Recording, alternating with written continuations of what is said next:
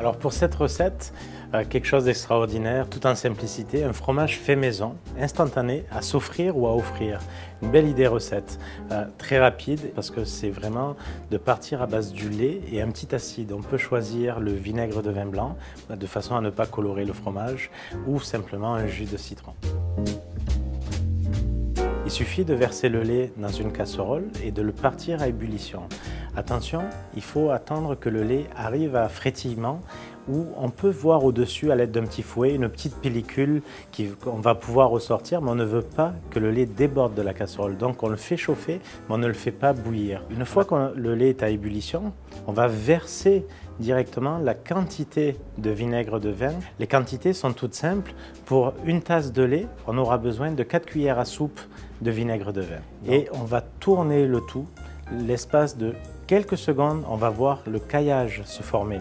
Le caillage devient le fromage frais de type ricotta. À partir de là, on va utiliser une passoire ménagère ou un chinois, qui est un peu plus le terme de restauration. Et on va simplement déposer au fond un coton à fromage. Si on n'en a pas, on peut utiliser un filtre à café ou tout simplement un linge de cuisine, mais bien sûr de couleur blanche pour éviter toute coloration possible du fromage. On va laisser filtrer le tout. À l'aide d'une cuillère, on va aider le fromage à mieux ressortir et on va le laisser sécher à température ambiante quelques instants, c'est-à-dire 2 à 3 minutes.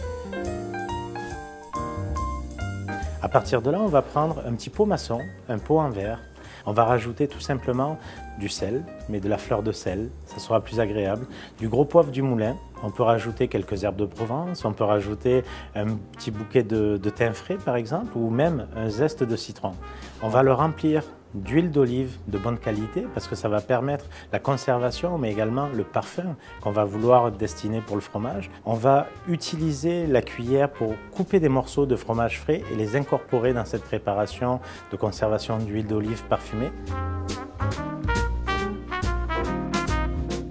On peut le conserver dans un placard au frais tout simplement pendant à peu près 3 semaines, 4 semaines et même au frigo.